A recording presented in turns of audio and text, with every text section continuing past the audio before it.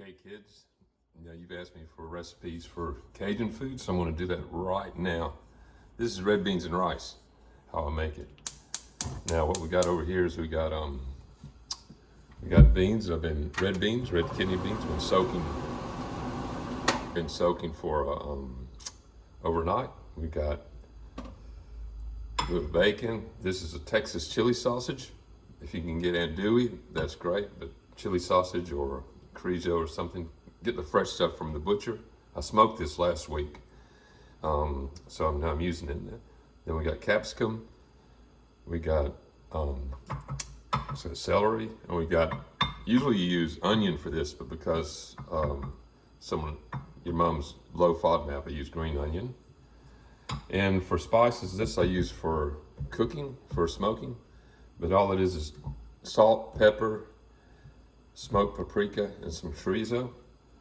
Then this is a Cajun seasoning I've done up on a recipe. I've just made it myself with those on. I'll send you the video. The link for that.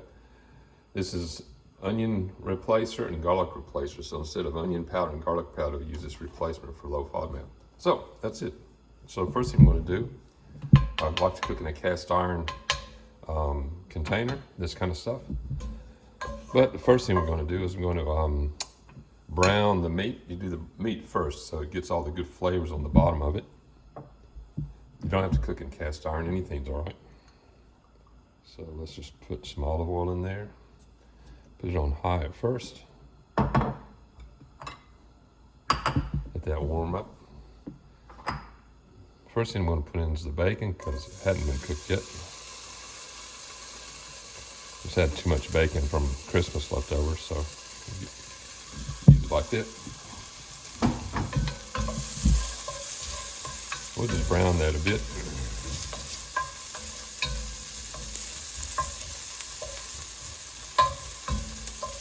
Yeah.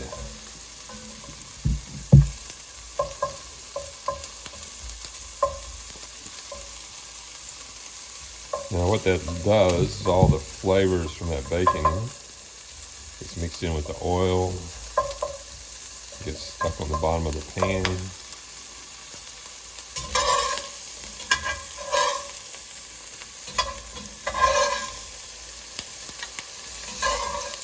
And once that's in for a few minutes, a minute or so.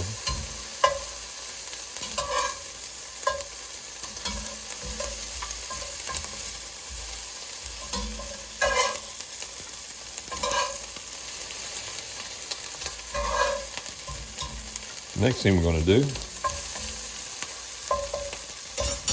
we're going to put in the sausage. We're going to brown that too. Now, we flip it over, let it get good and brown, and then we're going to take all of this meat out and put it on the side. Now, the reason we're doing it is we get all these spices that's in the sausage. It's nice chili spices. And it gets mixed in with the oils from the sausage, and it's going to provide a flavor base for the beans and rice. Because all those flavors get on the bottom of this pan, and you can see a bunch of brown stuff at the bottom of this pan. You see it sticking. That's called fine. And when we do our veggies, it's going to get all over the veggies, and then it'll spread throughout the beans and rice that we mix. That's why we do it this way. So we'll just pause that for right now, and I'll keep cooking and come back. Now we've let that cook down a bit. So what we're going to do is take it out of here. Now the reason we do that is when we do our veggies, we want our veggies to soak up all this good stuff at the bottom. And the meat's in there, it can't do that. So, let's get this in here. And as you can see in the pan, there's all these beautiful juices and flavors, which is really just fat, but they say fat not good for you, but let me tell you, fat's where the flavor's at. And so what we're going to do, get rid of all this.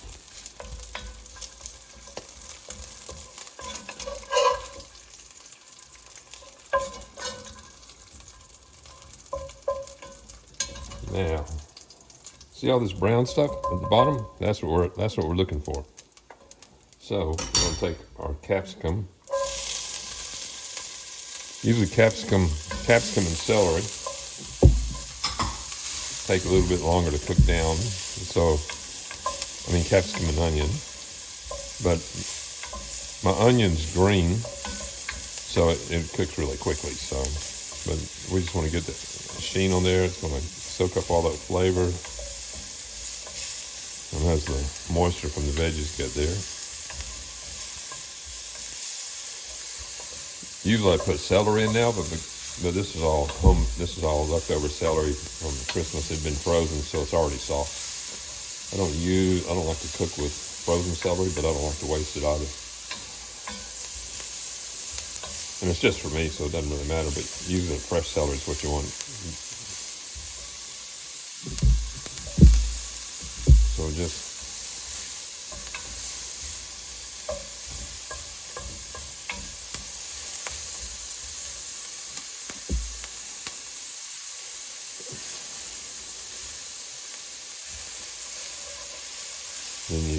when you get there, or you can use this thing, and you're scraping it off the bottom and getting the flavors in the veggies. The celery.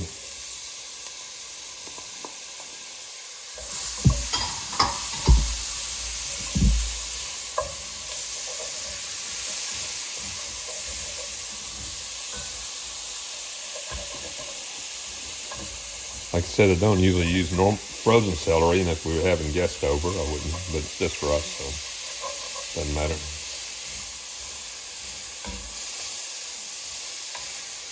And finally, we're going to do the onions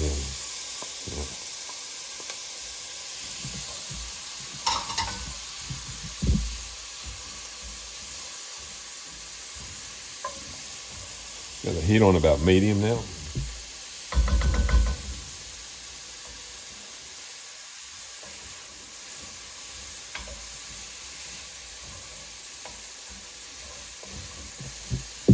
The reason we soak our beans overnight, it's not really necessary, but it cooks a lot faster the next day because it's already softened. These are the hard beans, and it's a good budget meal. This was a dish, traditional Louisiana dish. It was done on Mondays because Mondays was wash day. That was back when to wash the clothes for the family took all day. So they just put this on the stove and let it cook all day, and you had dinner, make some rice, and you have dinner that evening. That looks about ready now. So right about this time, I'm going to take all my beans that I've been soaking and pour them right in there. Okay. Now we're going to turn the heat up.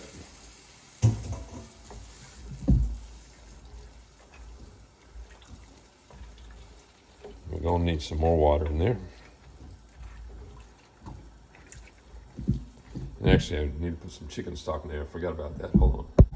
Now for our chicken stock, this is just a frozen lump of chicken stock. I smoke a couple of chickens a week, usually one or two, and Karen will use the carcasses, and she'll put it in a slow cooker with veggies and cook down the bones and do a chicken stock. So I'm going to defrost this and add some water, and that'll make about 2 cups worth of chicken stock. Now we got our chicken stock. Don't have to do homemade chicken stock, but because Karen does it, we can use it. Just a couple of cups in there. I'm gonna let it come up to heat again.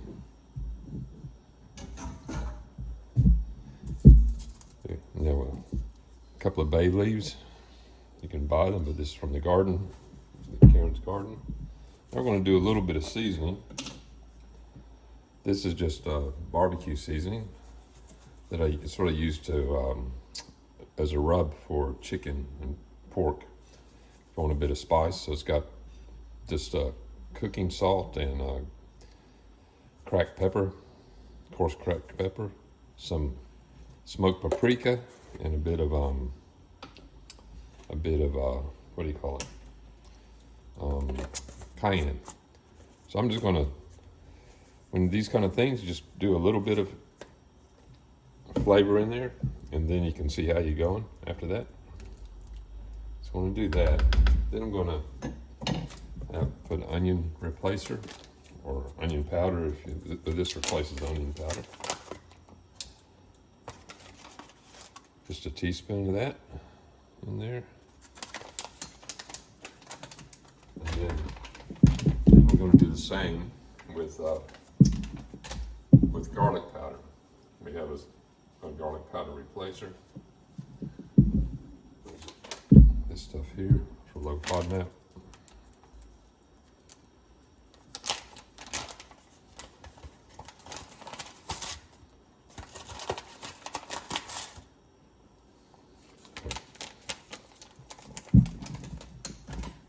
Low FODMAP, use regular onion powder and garlic powder. I'm just going to stir that in there a bit. Then we're going to add our meat back in there.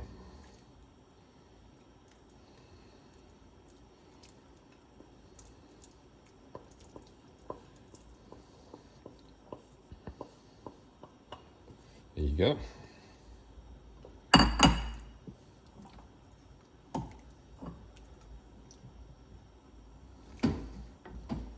Tin back up. Well, finally, we've got some. This has a bit more salt and pepper, but a lot of other herbs in there as well. I'll put about half a tablespoon of that in here.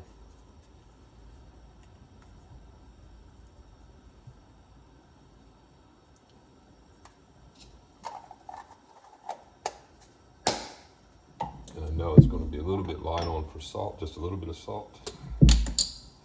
A bit. Just a bit of black pepper.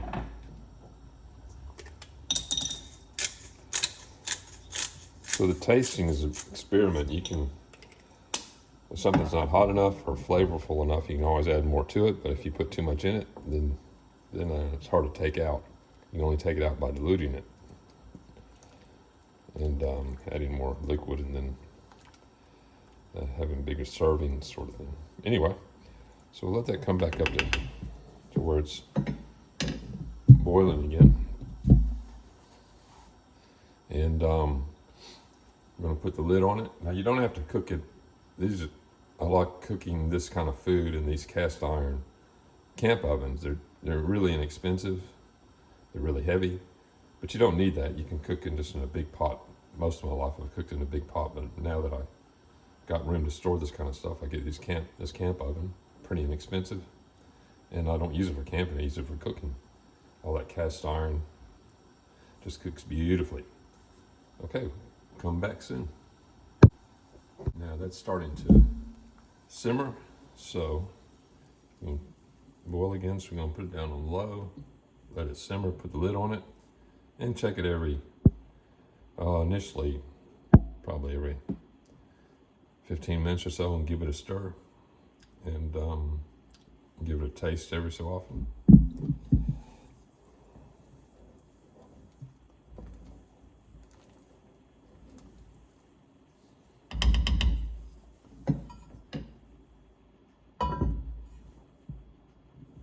All right, back soon. So it's been about 20-30 minutes, and you can see it's already starting to get that light brown color from cooking down. So now we're cooking it until the beans get soft, and because we soaked them, they're already starting to get a bit soft. And one of the ways you make it thicker, there's two tricks to making it thicker. This is one trick. You just, as the beans get soft, you just kind of mush on them a little bit like this. See how it gets on you're breaking it up. You help it break up a little bit. That makes it cook a little bit faster. There you go. Ready. There you go. Mush on the sides. Kind of helps thicken it up. There's one other trick you can do. Put a thing of tomato paste in there.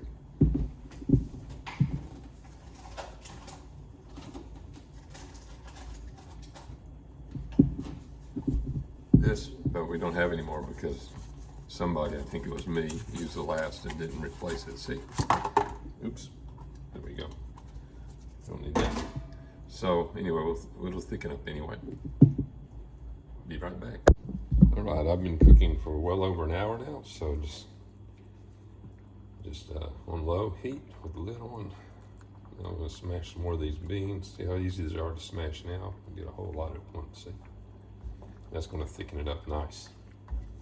Now the next thing I'm going to do is just taste, see how my flavors are going. So just put a little bit of this.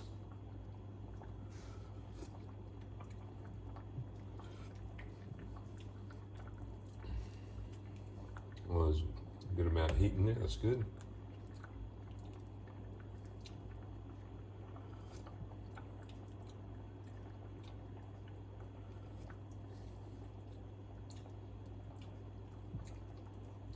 It might need a little more salt, but I'll leave it for a while.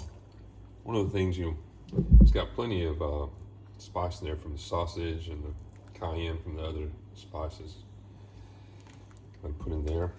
Now, sometimes when you make these red beans and rice and they seem too spicy, don't let that worry you, because you can always, once you put it on rice, you're just not eating, it sort of dilutes it some.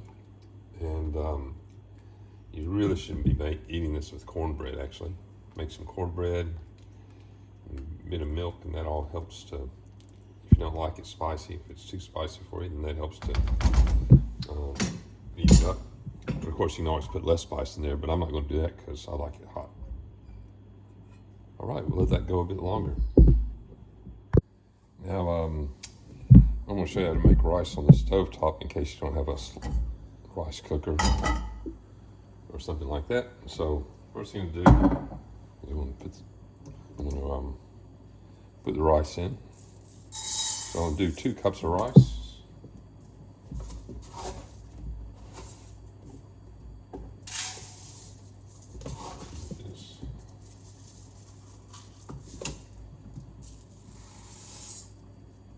Then I'll put on the heat.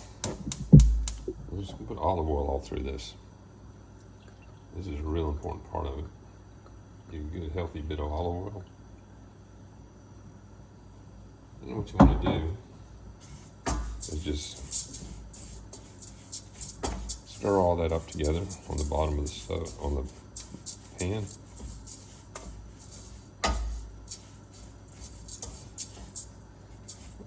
And you'll start to see how it starts to look clear. As the olive oil gets spread over each of the grains of rice here, that's what you're doing.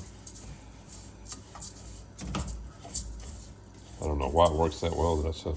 My dad taught me, which he learned from his mother.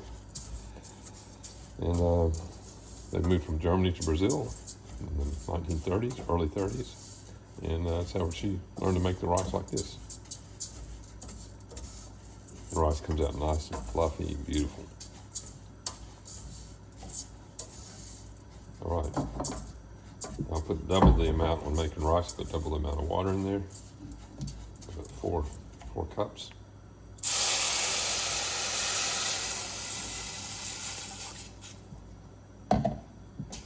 I have it on high now. What I'm going to let it do, I'll stir it from time to time, but I'm going to let it boil down to where the rice is at water level. Then we'll cover it and cook it on low. So come back. Okay, this rice is just about, you can see where it's at. So I'll turn the heat all the way down, put the lid on it. There's not quite enough water in there. Let it go a bit too far. Put the lid on it, turn it all the way down. Then I set the timer for 10 minutes. All right, so we've let the rice cook down. So what I'm going to do, see, it sticks a bit on the bottom. That's no problem. Just going to turn the heat off. Give it a bit of a stir. Let it go a bit long, so it's stuck too much on the bottom. That's all right. So, I'll turn the heat off. So now we'll put the lid back on. Let that rice absorb the rest of the moisture. Nice and soft. Good. So, let that go. I'll be right back. Actually, let's check our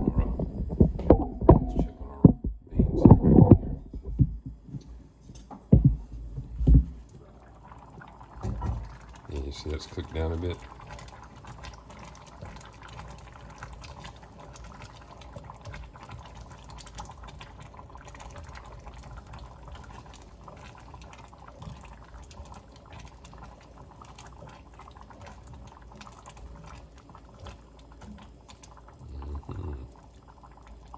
Nice and soft, so it's thickening up.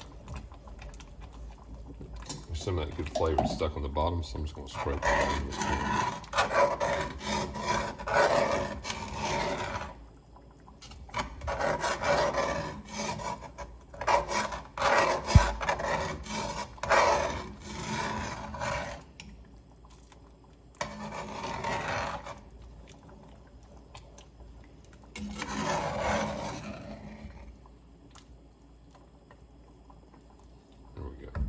See how it's thickening up? It's getting really nice and thick, so give yourself a little taste test.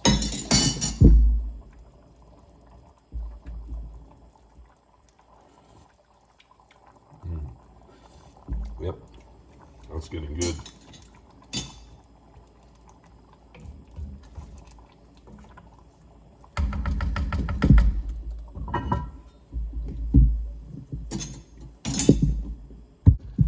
That's looking good. Now that's pretty much done.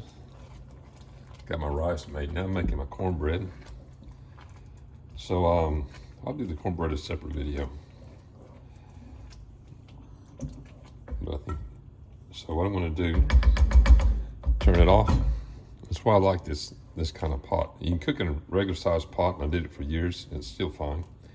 But I really like this because the heat goes all around the edges. Cast iron holds the heat in, and it's finished, so it's not going to. See how thick that is? That's beautiful. I'll just put the lid on it. It's turned off. It's going to stay nice and warm. It's going to still cook some, but it's not going to burn or anything. And I'll come back when the cornbread is ready. All right, here's the finished product. Some rice.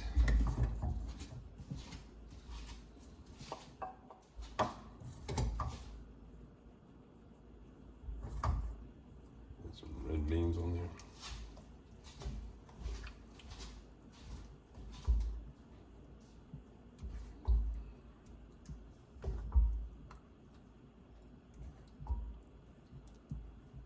And we got cornbread.